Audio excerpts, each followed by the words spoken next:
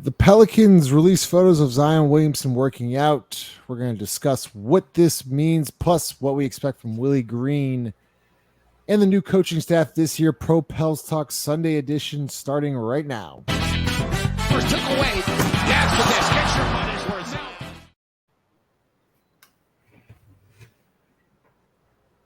To the show, make sure you like, comment, and subscribe. This podcast is sponsored by the Birdsall Law Firm, the official injury lawyers of Pro Pels Talk, located at 19 Poydras Street by the Superdome. Give them a call at 504-523-5413 if you or someone you know has been involved in an accident. The Birdsall Law Firm, the official injury lawyers of Pro Pels Talk. Lido 5 tonight. Over the weekend 5, some photos came out of a certain somebody we haven't seen in a long time, Zion Williamson. We'll bring up the photos here in a little bit, but initial reaction, what does this mean? I told you what this would be. It's a good sighting just to see Zion. I like the fact that the Pels kind of did it like incognito. There was just one photo. It wasn't just all Zion. Is everybody's working out, and Zion's like the third photo that you see, and then there are more photos, but you got to go to the link and kind of sift through them and find Zion, which is pretty cool. It's like, all right, he's just like one of the guys. That's kind of what you want to see is Zion just being around, working out, just, getting his body together, prepared for the season. That's just what we wanted to see. Yeah, and for those, if you haven't saw the photo, I'm sure you have. I'll bring it up here again. Here's Zion in the weight room. And then here's Zion getting work in on the courts. Lido, we can all say it's just pictures. Prove it to me. What is it? Is this a big deal or not? A basketball player being in shape is not. I guess it wouldn't necessarily be a big deal, but I guess because of who it is, it is a bigger deal than what it should be. But I'm glad to see it. I'm happy to see him in this form this early in the season. Yeah, I mean, but at the same time, like, he came in shape last season too. Like, it's not like he doesn't come into the season in shape necessarily, well, for the last couple years. But I will say this, I believe that he's got a chip on his shoulder. Some things happened in his life. A lot of things were said. His life has basically been picked apart. The only way he can extract violence is on the court, and I believe that he's gonna do that. I think he's gonna have a hell of a run this season. I mean, okay. My bad, just no. Go ahead. I just want to piggyback off that. Like, I had let's say not a conversation, but like there was a tweet that was out there that said, "Oh, he's getting muscles. Like, that's not going to help you on a basketball court." No, it will. It actually will. The muscles in the right place can actually prevent injuries. Just knowing where to work out and how to perform certain exercises can help you reduce the likelihood of injuries, happening to a guy that's like Zion.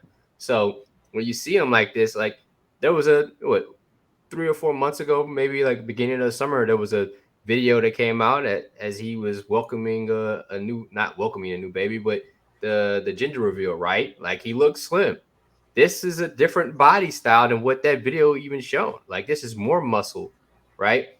And for a guy like that, you rather have muscle mass rather than, soft tissue. Because when it's a soft tissue injury, that's when you see the worst of it.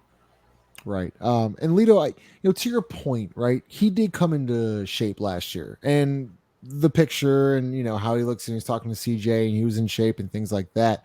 But do you remember last year him releasing photos or just, in generally working out in the off season? Because 5 said it a couple weeks ago, and we've talked about it this summer.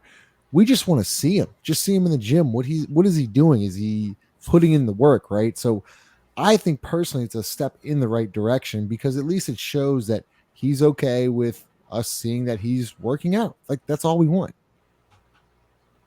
Wait, what's the question? The question is, well, it's more of a question. This is more of a statement. Like, do you think that, at least I got lost in my thoughts, because I have a lot of thoughts on it. I'm just saying, don't you think it's at least a step in the right direction? I know it's year 5. I understand how many games he's played in the last 2 years, but at least this is a step in the right direction. Yeah, I mean, health is always a step in the right direction. Whatever you do in life, like if you're working towards better health, then for sure. I do understand the people who are cautious and who have a wait and see approach with it because again, this is year 5, and New Orleans or people in the South, people in Louisiana, like you got to show us. You can't really just say anything to us and expect us to believe it, especially if you showed us otherwise before. So I get the skepticism. I totally understand. I'm personally optimistic. I think that this is gonna be. I think this is gonna be a season. You really, 5, do you believe that? You know what? I was thinking about this earlier. As a hurricane is going towards California at this current moment. Good luck to those people. Yeah, you're gonna need it. Zion is becoming a real Louisianan. He is. He's had multiple hurricanes in his life in the last 5 years. Multiple. And they just keep happening. And no matter what, he got to get back up and he got to go through it again and go through it again. And eventually you're going to get through that storm. And that's when the good times roll. We don't know how long those good times roll, but when they roll, they roll. So, you running in that hot sun, bro. We know what it is. If you running out on that field at that time, bro, hey, you might want to beat that sun before it beats you. So, he's been, I assume, I don't know anything for sure. Seems like he's been here more than he's been here in the past, 4 off seasons. And I think he's really like, okay, I'm a villain. So hopefully he continues that energy. Like, if he shows up as a villain, I'm gonna support it. Can I listen? One more thing. One more thing. Yeah. One more thing. I truly believe bro, listen. First of all, let me in the words of Brother Ross, if he's running in this heat, you know what I'm saying? Like he got it on his mind. Like this is not, you know what I'm saying? This shit is not for play. Like this is serious. Like you out there to get the money. You don't play around in this heat. Like look, that's what the heat turn you into. You running in that shit. He probably a couple shades darker. Real shit. Yeah. Easy. Hey, listen. I genuinely feel like Bob said something very important. I don't know Brother Zion. Never spoken to him. You know what I'm saying? I'm not 5, so I've never been in the locker room with him. But I want to say this. If he genuinely embraces this villain role, I think this could exponentially change the arc of his career. Because this could change the arc of his life. Like just embrace it, dog. I don't know him, but I feel like from what I gather from him, he's a people pleaser. So, Lito, give me an example when you say be the villain. What do you want him to do? Let me just completely dominate games and night in, night out. Does that mean stay healthy? What does that mean? Go ahead, be the villain. I'm gonna just say take the first Phoenix game, the one I was at, right? The Minnesota Timberwolves game that Lito was at. Take those 2 games, mix them up, and just spread them around 82 games, or 75 games. How many games you gonna play? Be that. Be what you were in those games. I'm not saying you're gonna dominate every game. If you can, do your thing, but be that. Be as dominant as you want. Don't take a night off. Mm-hmm. Don't give anybody any second chances, any second no. Nothing. Let me ask you already. Oh, I didn't. Go ahead, Lito. Go ahead. You already the villain in somebody's story anyway, right? Somebody already got you written as a villain in some shape or form. Embrace that shit. Be it. Live by it. When he plays, I don't care who answers first. When he plays, do y'all think he plays hard every night? Yeah, but it's not like it's the level of tenacity. it's like step on their neck. Like don't allow them to breathe. Don't. So you think he takes some nights off or doesn't give that effort, I guess, maybe every night? Like I understand we've only have so many few games to pick from, but the Minnesota and Phoenix ones. I'm not saying that he doesn't play hard. That's not what I'm saying. I'm just saying like, don't wait till the fourth quarter to dominate. Like, dominate the whole game.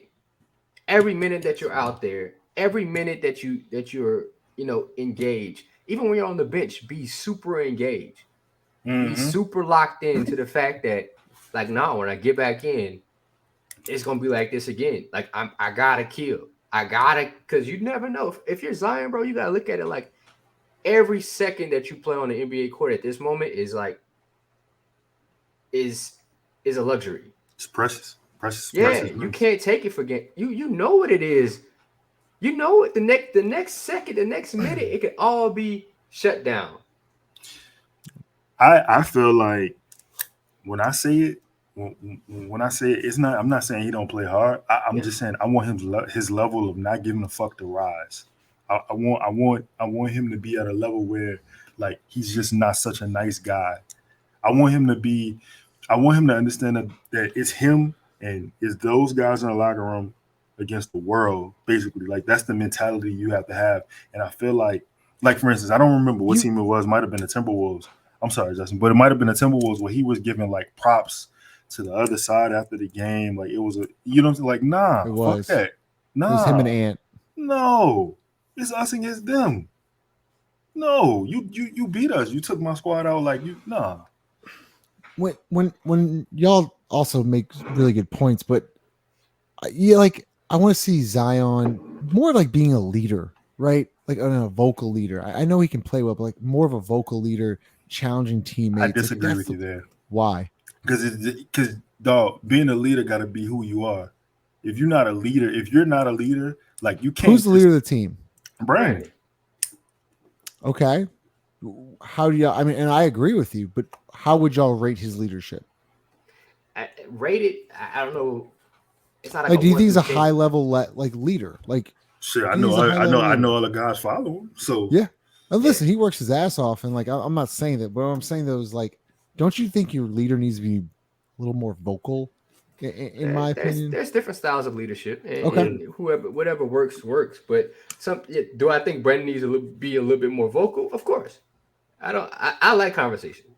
I like to see when people talk, because I think when you allow things to be communicative, then nothing is like by the wayside. Like you leave no stone on. Yeah. So I would say that, but I'm not looking for Zion to rally the troops. No. I'm looking for Zion to write his own ship, like to be his own person. And once that happens, then you'll see the change in the team. Like once that happens. I used to think that leadership was strictly vocal.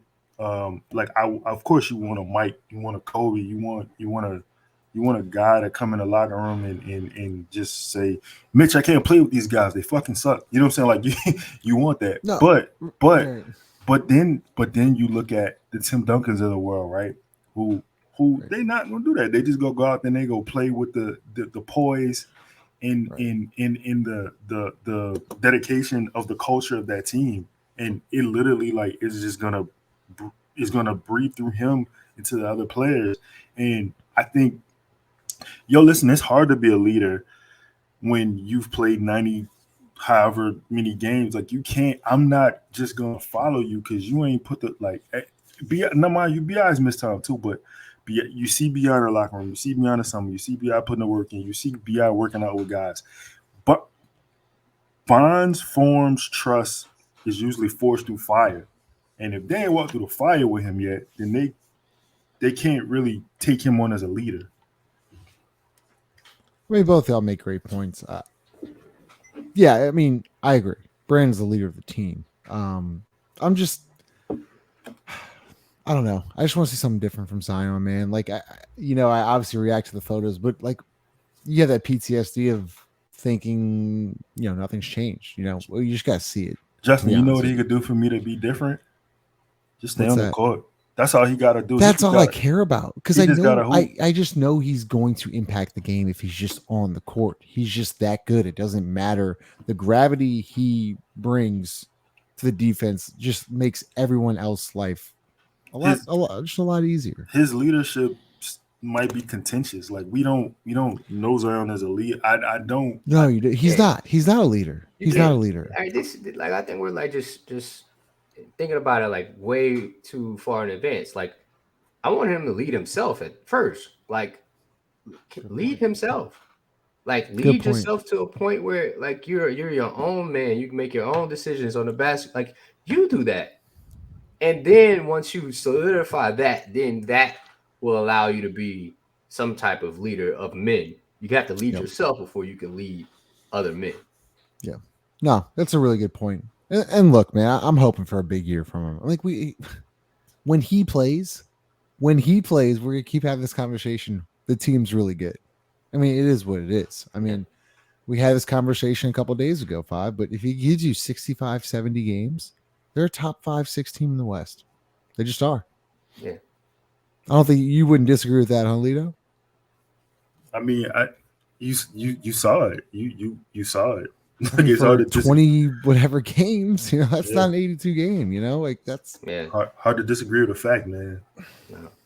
Yeah. So, man, it's still good to see him in the gym. So before we get into the next segment, let's hear from our sponsors over there at Crystal. I need to clear something up about New Orleans. While our culinary scene might be on fire, our food has never been about heat. It's always been about flavor. And this is how New Orleans does flavor.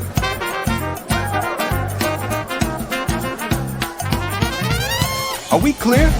Crystal, how New Orleans does flavor. Hey, hold on. That was shy. Hold on. Crystal got that end of the street. Nah, like I'm fucking with Crystal. Hey. Hey, yo. You never seen that commercial? Nah. Wow, you should see Lito's facial reaction while watching the commercial. He loved it. Crystal hot sauce. I was like, man, you never seen that yet. I've actually never seen the official hot sauce of Pro Pels Talk. Let's get into the next segment. Five. I'm excited about this thing. We love the X's and O's and love this segment here, right? Expectations from Coach Willie Green this year. He finally gets his own staff. He gets Borrego. He brings in Aaron Miles, right? He has Collins as his lead assistant, and he's got Vincent on the bench, right? That's his staff right there. Clearly, Borrego is going to have an identity offensively this year. And Five, I want to give you some stats before you get into your thoughts. In Willie Green, 2021-2022 defensive rating, they were 20th. Last year, they were 6th. So you saw an improvement there. Offensively, back-to-back years, they finished 20th in offensive rating. They never got better. Willie Green finally brings in Borrego, who's an X and O's guy. Can Borrego and Willie Green lead this team and just be a lot better offensively? If they're just 15th, right? 15th, and I'm being real generous. Of course, they probably would have been 15th if Zion stays healthy or Brandon stays healthy. Of course, we get that. But even if they're just 15th without, like, same principles happened last year, right? Where Zion's out for an extended period of time, Brandon's out for an extended period of time. If they were just 15th, I'm assuming, me personally, that they get 5 to 6 more wins. And that's top 6. And that's right top there. 6, right? So with that being said, I think they have a real legitimate chance of being special. And to be honest, I think it's one, not necessarily just the offensive thing. It's one instance of the basketball game that they can change. It's rebounding. If they rebound better, everything changes. And let me explain a little bit. If Brandon's a better rebounder, if Zion's a better rebounder, that allows them to run the break without giving the ball up. Allows the defense not to be set. And for those guys, that's critical. That is A1. That is crystal hot sauce. That is perfect for them. Because if you watch the FIBA games today, like Brandon, if Brandon got a rebound, it was push. Boom, boom. He knows where everybody is. He's going to find you. Like, everything sets up from that. Zion's is pretty much the same way. The defense can't get set. That's premium for Zion. It's not seeing a set defense. Right. Him getting downhill and forcing somebody to foul him, or he's going to get to the rack, or he's going to find a Trey Murphy that's a spacer or a shooter that's in a corner. Like, that's what you want. If this team just rebounds better collectively, not allowing just Jonas to get every board. No, everybody go rebound. And then that allows everything else to work afterwards. Damn, that was well said, Five. And Lito, let me throw another stat at you. In Willie Green's 2 years, they were 21st in pace, and then last year 16th. Mm-hmm. And when you're really at your best, you have 4 guys that can handle the ball. You would want to, like, you would think you'd want to play fast with Zion Williamson. Borrego again is going to bring pace to this team. You have guys on this team. I really feel like, honestly, the detriment of the team last year was they didn't play fast enough. Like, you got guys, like, if you picked up the pace a little bit, Trey would get more shots in space because everybody's scrambling to, especially off a miss, everybody's scrambling to get to their man. Let's say Trey's the rebounder, he's the trailer, right? You kick it back to him, you know what I'm saying? He's shooting a wide open 3, or if Zion is getting the rebound, bringing it up, like, there's a mismatch all over the floor, just simply like off a rebound, because guys are scrambling to get in certain positions or get back to their man. But the thing is like, when you flip the floor, the guy you were guarding is no longer your guy because everybody's moving, right? So rebounding for one, like Five said, and picking up the pace for sure. I know Brandon is a half court, like more so a half court player, but also like Five said, man, Brandon give the rock up. He'll give it up. You know what I'm saying? And he'll advance the ball to get a better look than what he has. And you know, I feel like if Zion could do the same, I feel like the only person who I haven't named yet that I do want to see pick up the pace is CJ. I want CJ to play at a quicker pace because a lot of times he's a ISO scorer, so he gets into his own bag. What I'm trying to say is his shots more so comes off isolation more so than assists. If I could get CJ more assisted shots, I think I could get him better shots, easier shots, cleaner looks. And Five, Toledo's point, Brandon Ingram and Zion Williamson, from when they play, like really talented players, are some of the most unselfish guys in the league. Like Zion and Brandon are not guys that, you know, they're going to make the right play most times, more times than not. And that's very rare. And so when you have guys like CJ McCollum in the corner, as you're saying, Trey Murphy, even like guys like Jose Alvarado, if Dyson Daniels can find a shot, it's going to make their lives that much easier. Yeah, Lito made some great points, and I think the fact at defense, right? You take this defensive thing, they were 6 rated. They can be even better at defense because they wouldn't allow as many second chance shots that they did last year. And I think that's a lot of things that hurt them, right? We can always go back to that Houston game, right? You mixing the box out, giving up another shot, like those little things. And Brandon has, as his feet with, like, if you watch these games, like these little intricate things, like Brandon Ingram's doing really well at. He may not be shining in the box score. I totally get that, but his role is what he's doing. Like this past game today, like he gave the ball up, got a secondary 3. Like those little things that you may not think are anything, they actually can be very, very transformative in transition to the Pelicans. Like give it up early, get it back. Now Brandon's comfortable with the 3. He's walking into a 3, catch and shoot. Those are such easier shots than just, you know, dribble. And Lito, this point that you made, CJ pushing the pace, even in the half court. Like, I'm not saying like, you know, dribble, try to get to the rim initially when you get the rock, but you know, you should be crossing half court at 20 seconds and not 18 and 16. Although those are 2 or 3 seconds, those make a big difference rather than you know, somebody shooting a grenade at the end of the shot clock. You know, those 2 seconds make a huge difference. Hey, listen, one other thing, I feel like when you got star players, Brandon, Zion, CJ being more pass first guys is contagious to the other guys. And once the basketball has energy, like you can't deplete it. Like it's infectious. And you know what I love also about Zion and Brandon? Like they're instilling confidence in their teammates too. So when they give up the rock, right, where they make that extra pass to Trey in the corner, whoever it may be, CJ, Jose, etc., that's good for the other players too. They're confident that they're trusting them. So Lito, I guess I'll pitch it back to you.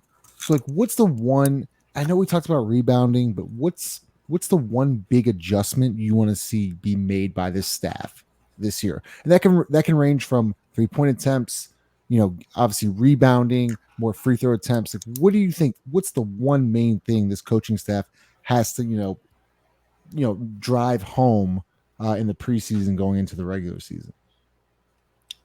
I like Five's answer about rebounding. I think, and for real, my approach to this is rebounding should always be a team thing. It should not just be a big man, the center or the power forward, whoever. It should not be a thing where those two are the only people crashing the boards. I think pace, like we just talked about, should be a focal point of this upcoming season. I want them to shoot more threes. However, I want them to shoot smart threes, because if you got guys on the floor who aren't, that's fair. 3-point, like I don't want Herb shooting 6 threes a game. You know what I'm saying? Like I don't need that from him. I don't need that from Larry Nance. I don't need that from JV. I don't need that from Zion. You know what I'm saying? I think they have to be smart shots.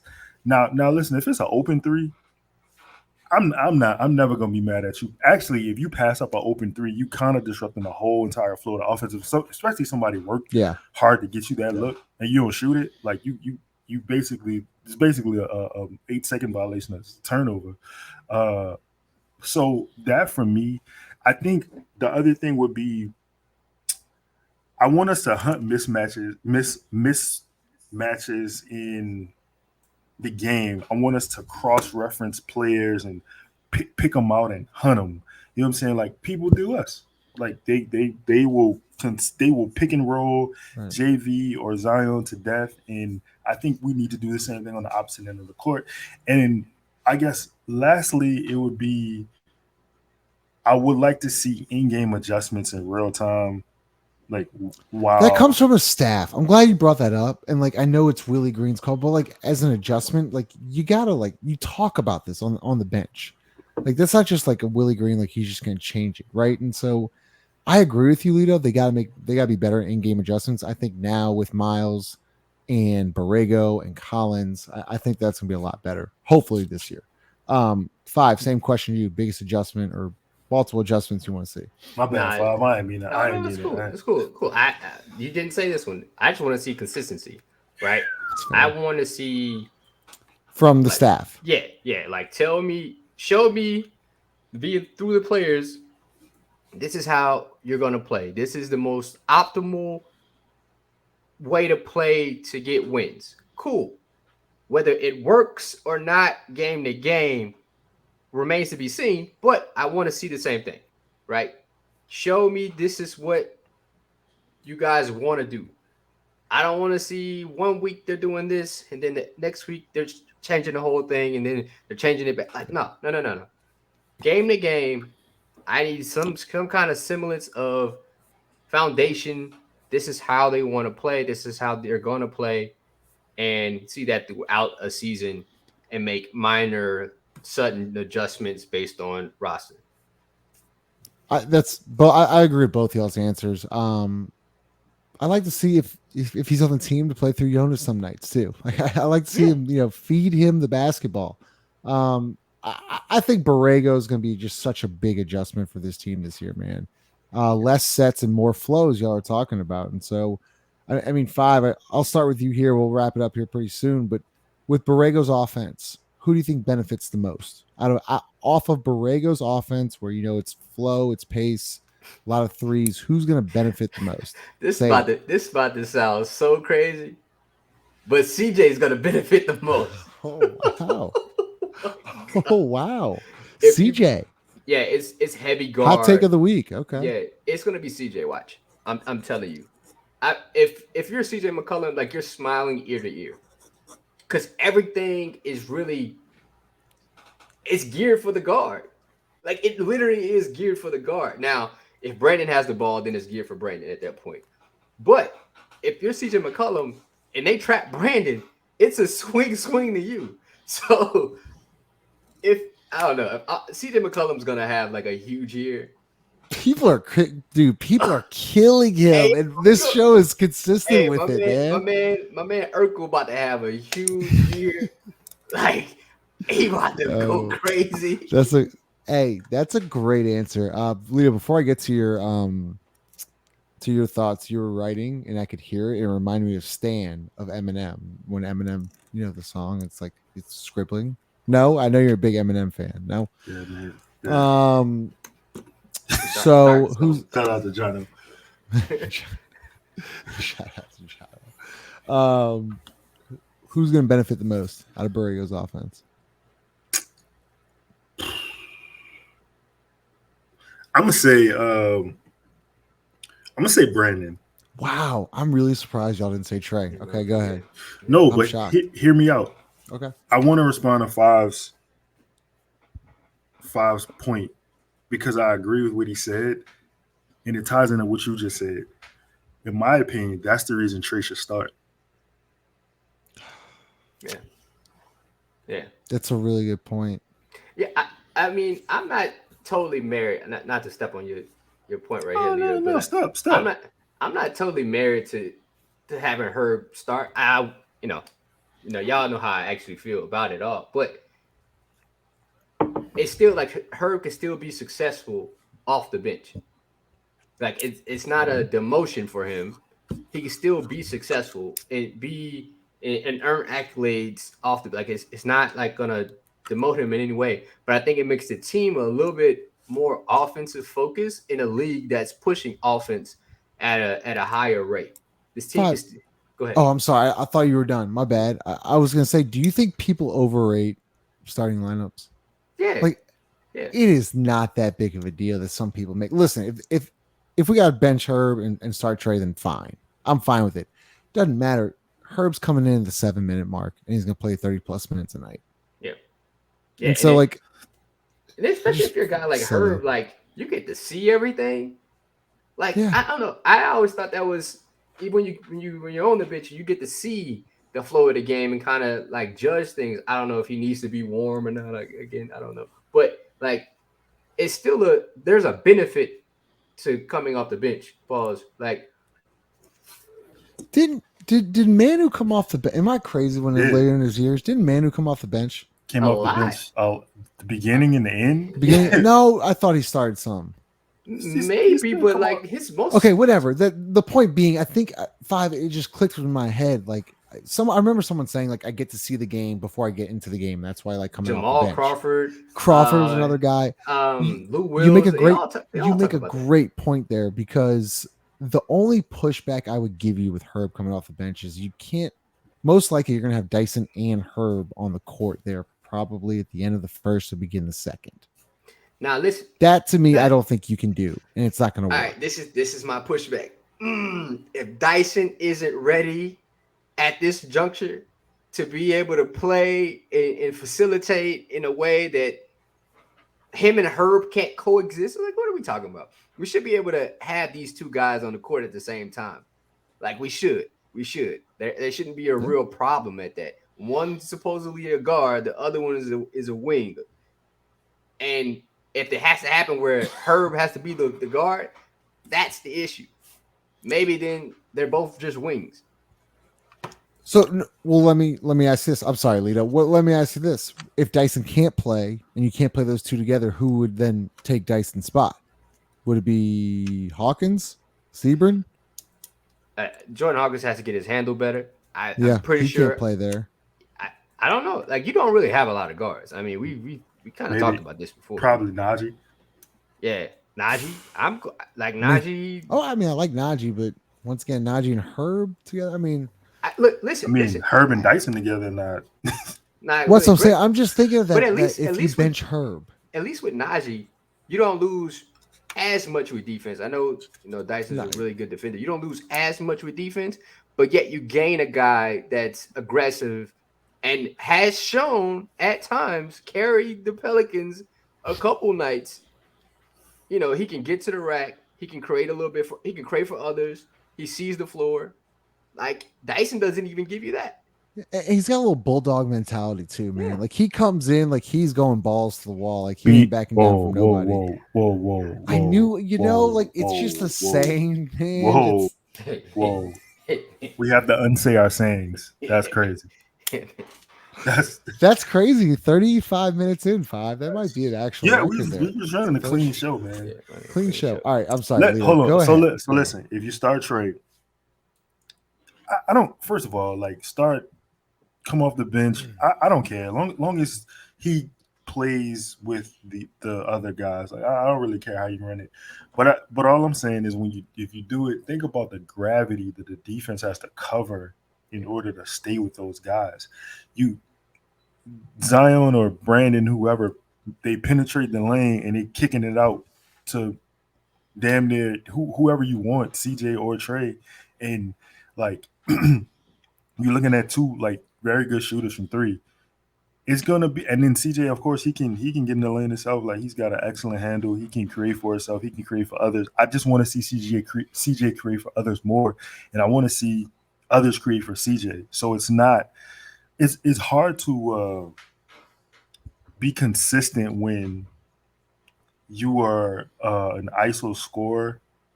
And this goes for Brandon too, but Brandon passes the ball so much more in these spots. But I want to see that. I want to say something about Willie Green before we get out of here. Are you ending it? Is it over? No. Oh, all right. I'm sorry. Because you said one more thing, so I was just like, all right. I always, screw it. I mean, go ahead. I can wait. Before you go to Willie Green, Lito, CJ's one of those dudes that works on his craft. Like you can tell, he's gonna do all of these moves that he does in the game, in practice, in workouts. It's almost like by default, like he got to show you all the bag work instead of like, I shouldn't have to do this right now. His bag should be, I got to break glass for emergency purposes, not Stone Cold Steve Austin break glass off G. Like I'm trying to go to work. Like he ain't got to do that. Somebody should create for him too. Like, he should get easy looks, right? He should be able to gain confidence from easy looks and other people's gravity rather than, going through the woodwork from the jump. Like that's a really great point there. I don't know what you just said. I can't remember who the hell this was, but somebody was saying, oh God, they played with somebody and they were pissed off playing with him because they were like, every time the guy would shoot, he was open underneath the rim. And he was like, I think it was like halftime or some shit. Like he exploded on him after like 20 games. He was like, yo, Melo. It was Iman Shumpert and Melo. So Iman Shumpert was saying, yo, Melo, like I'm open. Like give me the ball. I'm open. And like Melo was like, yo, I see you open. I fucking see you open. He was like, but I work on that shit all summer. Yeah. And that is kind of like what you're saying about CJ. Like I work on these difficult shots. I gotta shoot them. I've been putting the work in for it. I deserve, and I do agree he does deserve to shoot them. But I think the flow of the offense should be like A1 in everything we do. If it doesn't fit in the flow, I don't know. But I'm also gonna say this: I'm on the CJ McCollum. I'm on a 24 season comeback tour for him. I think he's gonna have an incredible year. I don't deny that. 5. CJ is an incredible scorer. Well, don't get me wrong. He's an incredible gifted offensive talent. Do you think he can accept being the third option on the team? He could. No. Oh, no. Do you think? No. No, he could. I obviously I know he can. Do you think? Because I do think that's a big topic. Let me say this. When has he told you that he's not gonna do that? Because he will. I feel like I'm gonna be honest. I feel like he will. When the other two guys play enough games for him to be like, yeah, I'm gonna take it. I'm gonna chill now. Like I've said this before about. That's a good point. I've said this about LeBron and AD. Really, LeBron wants to take a step back, but like and I think LeBron comes from an older generation. Like, no, you gotta take these keys out my hand. It's almost like the dudes that man, I drive better when I'm drunk. No, you literally have to take the keys out of their hands. You have to take, like Zion and Brandon have to take the keys out of CJ's hands. Like, we got it, bro. You just shoot the jumpers that we pass to you. Like, you ain't got to do all that today. We got you, bro. That's what has to happen. I like that. I think in CJ accepting the trade to New Orleans or being put in New Orleans in the team he was willing to play for, he was essentially accepting the third role on the team. Yeah, but you gotta take that out of his hand. Like he got for he sure. Not one of, like he gonna put work in. So he one of them. He a career 20-point per game scorer for 11 years, dog. Like. Nothing has come easy for him. Pause. Like no part of his game. Undersized guard who's not an elite. He's not an elite athlete. Yeah. Who did it with like craftiness and skill. You know what I'm saying? Lito, you said it the other night or the other week that CJ McCollum's like one of the best players to ever play for this organization, and people like are just ready to like get rid of the guy. I mean, because he. Yeah. How many games did he play with that thumb? 5? 30? 30 plus? Yeah. At least something maybe like that. Half the season. Who knows? And if you really go look at the box score, you're like, damn, he still didn't really have that bad of a year. And he had a labrum. He led the team in assists. He was third in rebounding. And that's what I was gonna say. We were talking about rebounding. That's what I wanted to say. We were talking about rebounding, and I wanted to be like CJ McCollum led the team, or was third on the team in rebounding. And as 5, as you say, I'm looking at you, Trey. I'm looking at you, Herb. Like y'all got to go rebound. I agree with that. That's got to be that's got to be hammered home. Check this out. Preseason. If you look at CJ McCollum's skill set, period. Look at his skill set, and you don't think he's one of the best players, one of the best guards to ever play for this organization. I don't know who the fuck you've been watching play. I don't know who the fuck. I have no idea if you think you Tony Douglas walking through that door right now, like you fucking Dan Dickau. Like, who you? Hey, stop! Why do we always bring up Dan Dickau? He was a legend, man. Jimmer Fredette. Like, who you, bro? It's Jimmer Fredette. There's literally 3 guards in this organization's history. Chris, Barron, Drew, Pargo. Like. That's it. He stops there. Like it literally stops there. Well, I guess Pager was a forward, but yeah. Tyreek, maybe if you want to include maybe. I don't think he's better than CJ. I don't think. Well, we had Rondo. For but that's a year. That's not like a different type of guard, though. Yeah. But okay. Okay. Bounce back here for CJ McCollum. I mean, what? Hold on. What is he bouncing back? He still averaged 20 and like what is he? Bounce back, yeah. Juvenile Jerome. Listen, I don't think CJ McCollum had a terrible year. I really do not. He had a brutal playing game though. He did. Yeah. I'd be tired too. Tired too, man. Kept this shit afloat. Yeah. He kept this whole shit afloat. That's fair. Y'all got anything else? As far as like on CJ or no? No. Lito. Yeah. So listen, you was talking about leadership, right?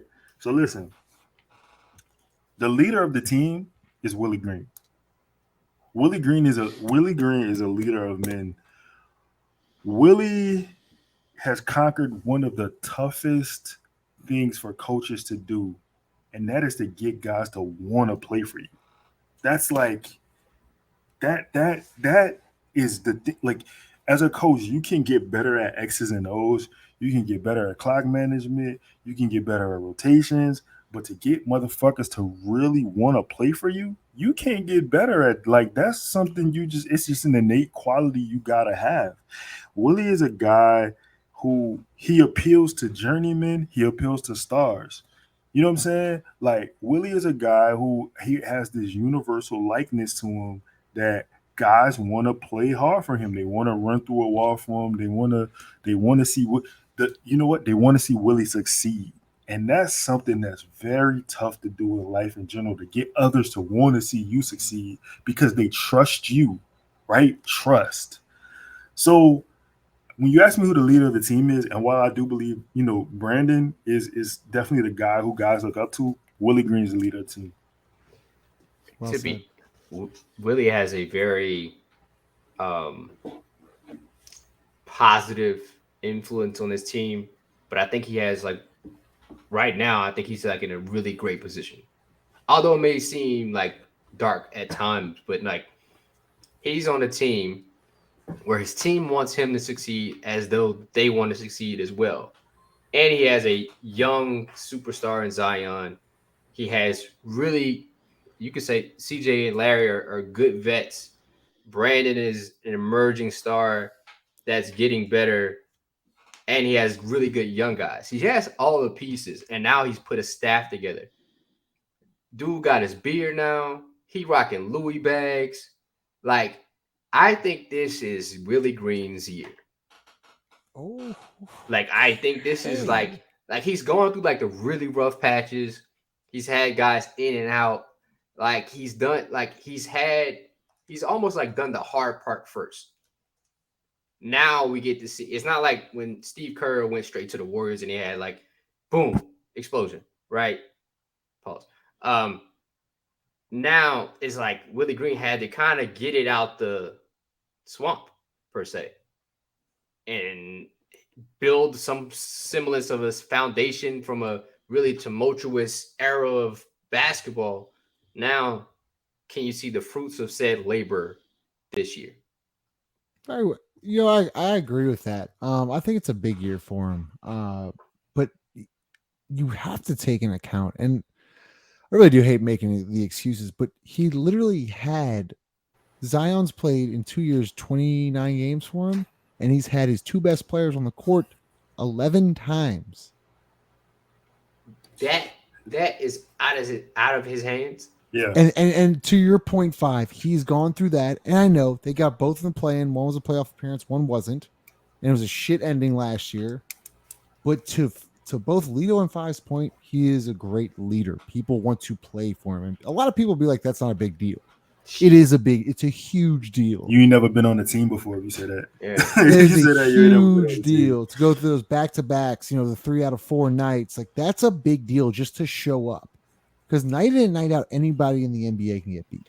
Hey, man, when the last time y'all saw a team head coach and opposing players go to an NBA Finals game together and watch it close for everybody to see you?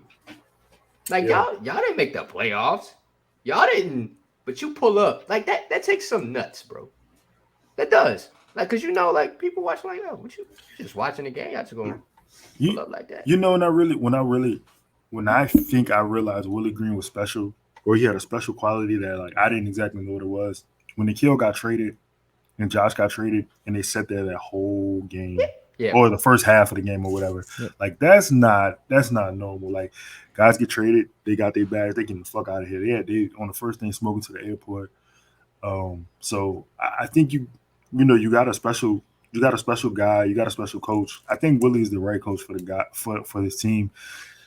Add other offensive talent around him as far as like coaching wise, and I think you'll see him thrive. It's just really time for 14-1 to step up and See it, baby. Yeah. Hey, listen, listen, man. Willie had a lot of pressure on him the whole time he been. But last year, especially like with the start that we got off to, right? And then like I was one of the people like wanting to see adjustments. You know what I'm saying? And then I sat back and I was thinking about this. I'm like, 14-1 not play. What the fuck can he adjust? What the fuck can he adjust? let Trey shoot 25 times a night. Yeah, that's all I wanted to see. But maybe that or play through Jonas. Like there were some things, Lito, and I'm glad you brought that up. There are some things that he needs to get better at. I think timeout management, when Chaz says all the time, I completely agree. I think in-game adjustments, and I think X's and O's. Well, he got an X's and O's. He got an X's and O's guy. Willie Green isn't an X's and O's guy, and that's okay. He got his guy now. Not now yet. You want to see, huh? Not yet. But that's the reason why you hire a guy like that, because right. in the same sense, he addressed the issue. He knows his weakness, right? But in the same sense, it's Willie being a student also, because he's learning. Maybe yes. Yeah, but also maybe he got a little bit more freedom after getting a lot of the Van Gundy staff out. I'm interested. Y'all made some really good points on Willie. Would you say, Lito? It's a wild thing when you give this Willie third year. Yep. Yeah, I just want to be able to see Willie Green have all of his guys. And I just want to see what the team can do. I mean, it's insane to think about this, but like, comment, subscribe. Presenting you by the Company Burger, located 4600 Ferret Street, and DraftKings Sportsbook. Let's hear from DraftKings Sportsbook. With the NFL season right around the corner, nonstop football action is in sight. You can get in on the action with DraftKings Sportsbook, an official sports betting partner of the NFL. Right now, new customers can bet just $5 and score $200 in bonus bets instantly. Nobody's missing out on the action this season. All DraftKings customers can take advantage of 2 new offers every game day this September. Life's more fun when you're in on the action. Download the DraftKings Sportsbook app before kickoff. Use code BOOT to get $200 in bonus bets instantly when you just bet $5 on any NFL bet. Only on DraftKings Sportsbook with code BOOT. The crown is yours. Subscribe. We will see y'all next week.